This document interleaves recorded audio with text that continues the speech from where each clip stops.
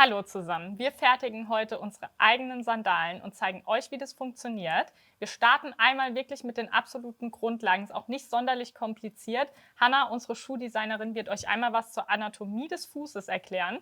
Danach geht es darum, wie ihr für euch die perfekte Sohlenform findet auf Basis eures Fußes. Und danach gibt es noch ein paar Tipps zum Schaft für verschiedene Fußformen. Wir starten jetzt mit dem kleinen Exkurs zum Längs- und Quergewölbe. Das Längsgewölbe findet sich vom Fersenmittelpunkt zu den Mittelfußköpfchen. Das zeichne ich euch einmal ein. Es hat wirklich eine Form wie ein Gewölbe. Und das andere Gewölbe befindet sich vorne bei den Ballen, nämlich von den Mittelfußköpfchen 5 bis 1. Und diese Mittelfußköpfchen bilden auch gleichzeitig unseren Ballen, der nächste wichtige Anhaltspunkt ist für uns, um nachher die Riemchen richtig zu positionieren. Wichtig für euch zu wissen ist auf jeden Fall, dass es bei jedem Fuß unterschiedlich ist, kann sogar vom linken zum rechten Fuß unterschiedlich sein und dass ihr dann nicht irgendeinem Template folgen solltet, sondern wirklich euch darauf einlassen solltet, euren eigenen Fuß anzuschauen und für euch die Ballenpunkte zu definieren, denn nur dann findet ihr auch für euch die richtige Sohlenform. Das erklären wir euch aber gleich nochmal im Detail. Genau, denn wie ihr hier seht, haben wir 5 verschiedene Fußformen, denn da beginnt es schon, der Ballen sitzt unterschiedlich, denn die Fußzehen sind unterschiedlich lang und unterschiedlich positioniert. Da haben wir zum Beispiel den ägyptischen Fuß. Vom ägyptischen Fuß geht es vom Großzeh zum Kleinzeh schräg abwärts. Dann haben wir zum Beispiel den römischen Fuß. Hier seht ihr, dass die ganzen Zehen gleich lang sind, abgesehen von dem kleinen Zeh. Und damit fängt es an, dass wir verschiedene Sohlenformen auch empfehlen für verschiedene Fußformen. Das zeigen wir euch jetzt gleich einmal, denn wir haben im Team fast alle eine 38 und trotzdem alle unterschiedliche Fußformen. Und wie ihr das für euch bestimmt, was die richtige Schuhgröße erst einmal und dann die richtige Sohlenform ist, zeigen wir euch jetzt.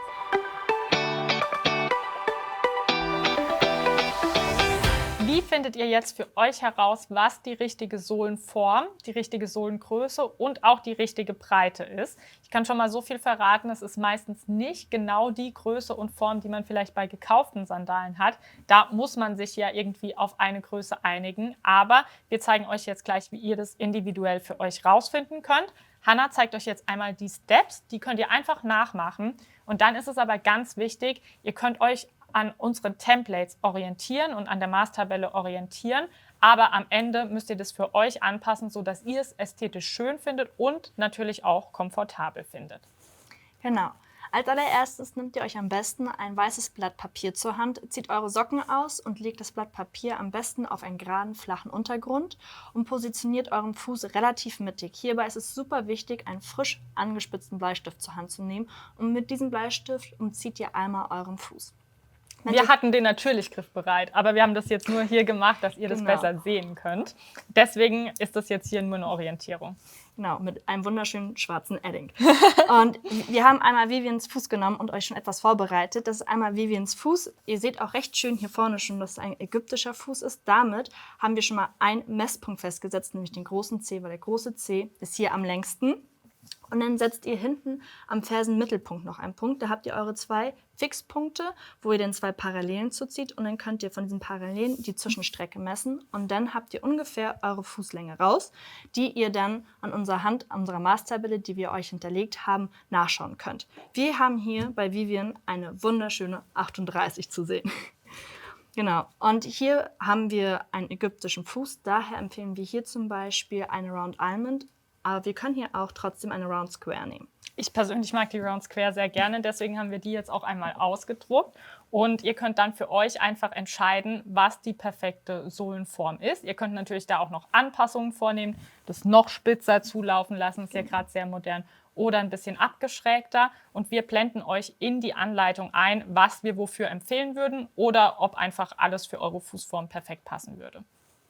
Genau, so, und dann kommen wir schon zum nächsten Schritt, dass wir anhand der Maßtabelle, die wir haben, das richtige Template ausdrücken können. Das ist bei Vivian in dem Fall eine 38. Die 38 geht von 235 mm bis 242 mm hoch. Und Vivian hat einen recht breiten Vorfuß oder eigentlich mittleren Vorfuß und hinten ist sie im Rückfuß sehr schmal und da müssen wir ein bisschen uns anpassen. Deswegen können wir hier nicht die XS, S, M oder L nehmen. Bei ihr nehmen wir im Vorfuß die S und im Rückfuß die XS. Das könnt ihr einfach sehen, wenn ihr euch das ausdruckt. Also ihr wisst ja dann, welche Größe ihr habt, gemäß der Maßtabelle. Dann entscheidet ihr euch für eine Form, entweder aus ästhetischen Gründen oder weil wir euch das so empfehlen und ihr auf uns hört. Und dann könnt ihr euch das ausdrucken und euren Fuß da drauf stellen. Da gibt es dann trotzdem 2, 3 Dinge zu beachten. Genau. Denn ein Fuß, der platt irgendwo draufsteht, ist natürlich nochmal anders wie ein Fuß, der in der Sandale gehalten wird. Genau. Und deswegen ist es ganz wichtig, wenn ihr euren Fuß jetzt hier rauf positioniert oder wie wir ihren Fuß drauf positionieren würde, dass ihr hier hinten 5 mm Platz habt. Denn das ist recht wichtig, damit ihr nicht, wenn ihr komplett auftretet, auf der Kante steht. Und damit ihr beim Abrollen vorne nicht mit euren Zehen über die Kante rutscht, ist es auch super wichtig, dass vorne ein Abstand von mindestens 1,2 bis 1,5 mm eingehalten wird, weil das sieht ästhetisch nicht wirklich schön aus, wenn ihr beim Gehen mit den Zehen über der Kante hängt. Das ist wirklich ein Trugschluss. Ich hatte das bei mir nämlich mit eher so 8 mm oder 1 mm Zugabe, nennen wir das jetzt mal, am Vorderfuß an den Zehen gemacht, weil ich gedacht habe, dass man sonst viel zu viel Freiraum vorne hat in der Sandale.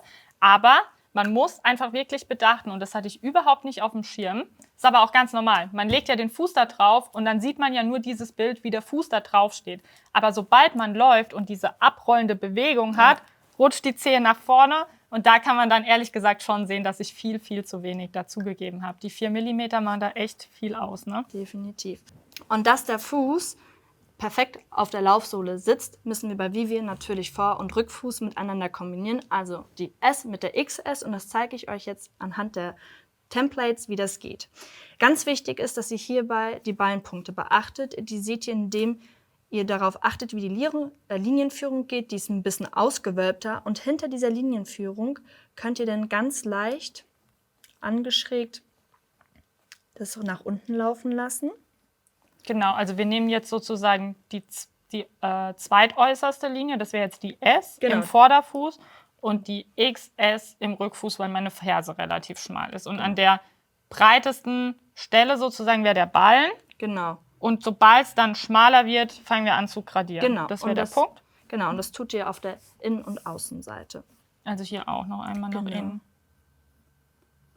Das sieht aus, als wäre das jetzt super wenig also als würden wir da jetzt super wenig gradieren, weil das ja nur so 2, 3 Millimeter sind. Aber das macht am Ende halt den Unterschied, ob der Fuß von der Sandale runterrutscht, links und rechts, und ob es irgendwie so ein bisschen komisch aussieht oder ob es doch noch richtig gut passt. Genau, das ist ausschlaggebend hier. Okay, das heißt, damit wisst ihr, wie ihr für euch die perfekte Sohlenform bestimmt. Sohlenform, also Schuhgröße und Sohlenbreite. Könnt, wie gesagt, noch Anpassungen vornehmen. Ihr könntet auch hier jetzt noch mal viel kantiger werden, wenn ihr das ästhetisch schön findet. Es gibt ja auch Sachen, die sind vielleicht jetzt gerade super beliebt und dann wollt ihr vielleicht so eine Sandale auch mal fertigen. Aber ich glaube, mit den Schritten, die wir euch jetzt hier gezeigt haben, könnt ihr euch da gut entlanghangeln. Und wir blenden euch dann auch hier noch mal verschiedene Richtlinien ein sozusagen und in der Anleitung werdet ihr es dann auch noch mal sehen, was wir euch wofür empfehlen. Und dann geht es jetzt gleich weiter mit den Empfehlungen von Hannah zum Thema Schaft. Also wie ihr für euch dann auch entscheidet, welches Schaftdesign, also was ihr oben von den Riemchen her, von der Positionierung her und von den Breiten her und von den Formen her für euch gut machen könnt.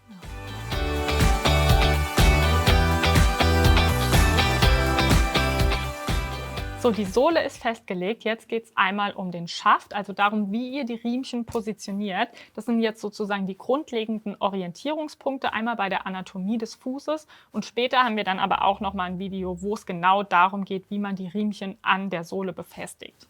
Genau. Und da kommen wir wieder zum Ausgangspunkt, zum Ballen. Es ist ganz wichtig, dass ihr wisst, die Ballen sind immer ein bisschen versetzt. Wie ihr hier auch sehen könnt, haben Steffi und Vivian 2 verschiedene Ballenpunkte. Der eine schaut relativ auf der gleichen Höhe, der andere ist wesentlich versetzt. Also der Außenballen ist immer tiefer gesetzt als der Innenballen. Und es ist daher ganz wichtig, dass die Riemchen parallel zu den Ballen sind. Also dass sie immer in dieser abgeschrägten Variante sind. Bei Vivian werden die natürlich nicht ganz so stark abgeschrägt. So. Es kommt natürlich auch darauf an, wo ihr die Riemchen positioniert, wie breit die Riemchen sind oder wie schmal die Riemchen sind. Und da gibt es 2 Facts, die super, super wichtig sind. Der erste Fact ist, dass der kleine Zeh nicht rausrutscht und über die Sohle hängt und dann Alleingang macht. Oder dass der kleine Zeh komplett verdeckt ist. Das ist auch nicht so ästhetisch schön, dann schauen nur so 4 Zehen raus. Das sieht ein bisschen anatomisch falsch aus. Aber auch ganz wichtig ist, dass ihr im Rückfuß genügend Halt habt, gibt es hier hinten auf der Innenseite, nämlich beim Längsgewölbe, einen ganz wichtigen Punkt, den wir euch nachher im Video der Positionierung der Riemchen nochmal genauer erläutern, wo ihr die Riemchen zu setzen habt, damit ihr genügend Halt beim Gehen habt. Super. Im nächsten Video zeigen wir euch dann einmal mit der Fertigung der Brandsohle und der Laufsohle sozusagen die ersten Schritte. Und dann haben wir bald eine fertige Sandale. Los geht's!